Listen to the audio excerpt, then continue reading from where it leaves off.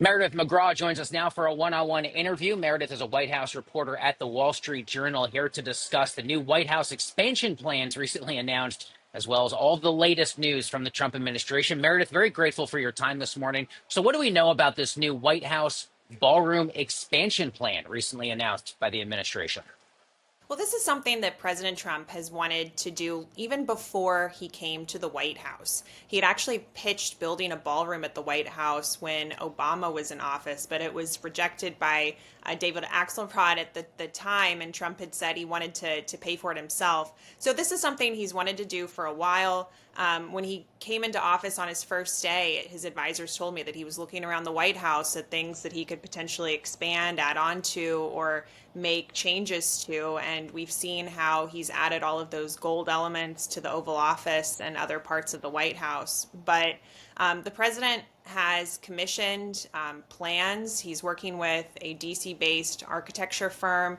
And this is going to be a pretty massive building. It's expected to sort of take over where the East Wing sits at the White House. And it's going to have space for him to host big state dinners, indoors, press conferences, big events in DC. And he said it's going to be funded by private donors and himself as well. Are there any notable standout design or architectural features? I've seen some mock-ups. And of course, I'd have to imagine what is good now for the rest of the Trump administration. This will be, I presume, now a permanent fixture for all future administrations. Yeah, this will pretty dramatically change how the White House complex looks. Although it is sticking to sort of the basic architectural design elements, that sort of neoclassical look that you see all over Washington and you see at the White House. And that's something that this design firm that Trump has hired focuses on. But, I've spent a lot of time at Mar-a-Lago. I've spent many an hours in the Mar-a-Lago ballroom. And I have to say, when I saw the artist renderings for the ballroom, it really did look a lot like some parts of Trump's private club in Palm Beach. Has there been any pushback or response either from Caroline Levitt or anyone you've spoken to at the White House on the backdrop of all of the fiscal restraint talk, which has obviously been front and center for this White House as well as for Republicans over in Congress to make this announcement at the same time? They're pointing to the fact that the president is going to be bankrolling this along with some private donors. We still don't have a list, I would say, from the White House on who those people are who have promised to contribute to building this. And because it's funded by private donations and because the president really views the White House as this living, breathing building that presidents should be able to put their own personal touches on, they feel like they can move forward with this. But at the same time, there are certain checks that the administration has to go through to get stuff approved. And I do not know the current status of some of those and if they're going to be able to start construction on time. But it's a pretty ambitious building to be constructed. And there's part of me is somebody who watches, developments go up. I do wonder if this is going to be completed in time for Trump to enjoy it himself. Meredith, it's certainly not the only DC related story as of late with regards to the president. The president now deploying the National Guard to our nation's capital and moves to take over DC's police department. It has really been now front and center over the last few days. You're there in DC. How has this been received in the nation's capital this week? Well, shortly after this announcement was made by the president, I was heading back to the office, and there were protests already in the streets from people who are against the deployment of the National Guard, any kind of federal takeover of DC's police. And we've already seen how on Capitol Hill, a lot of Democrats have been pushing back, but crime continues to be a point of concern for the Trump administration and for the president himself. And his advisors told me that, it's something that he's paid attention to now that he's back in DC. And I think when that Doge staffer was assaulted recently, it captured a lot of attention. The president posted about it. And I think that compelled him, even as DC's mayor has noted that the crime rate in DC has actually been on the decline and is the lowest in 30 years now. So I'd love to ask you about the president removing the prior BLS commissioner. It's a big one here for us on Wall Street because we track economic data very closely, and now has chosen EJ Antony as the new Bureau of Labor Statistics head.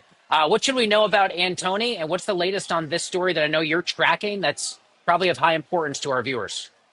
Yeah, so after the president fired the previous BLS commissioner after a weak jobs report, he'd been alleging that the data had been, that it had been tampered with and politicized. The president ousted her, and then the search was on in the White House to find somebody to replace her. And EJ Antony is not new to folks who follow conservative economic commentators. He's over at the Heritage Foundation, and he's been involved in Project 2025. He was also at the Texas Public Policy Foundation, but he is very young, and he has been an outspoken critic of BLS and how it's compiled its data. And so there's already been some concerns that have been raised about putting someone who has been such a vocal critic of BLS and how they compile all of their information, which, as you said, is so critical to a lot of the decision making that goes on in Wall Street, but also in Washington, D.C., important for things like setting the interest rates over the Federal Reserve, among lots of other things. It's really seen as the gold standard of economic data. And EJ Antony has had some pushback from some different circles as he is nominated for that role. And I will note that it is a Senate confirmed position. Meredith, you also had another story as of late for the Journal, really caught my attention, sort of about the ways that some key political figures around the president, namely the vice president, J.D. Vance, as well as Marco Rubio, sort of how they are positioning themselves for MAGA's future. At some point, there will be a post-Trump future of the Republican Party. What do those dynamics look like? I'm sure there's a lot going on behind the scenes that the rest of us don't see. Yeah, I mean, it's hard to imagine that we're already talking about 2028. That seems so far away. But in the political world, these moves start to happen pretty early. And we know that the president has not said explicitly that he thinks the vice president is his heir to MAGA, if you will.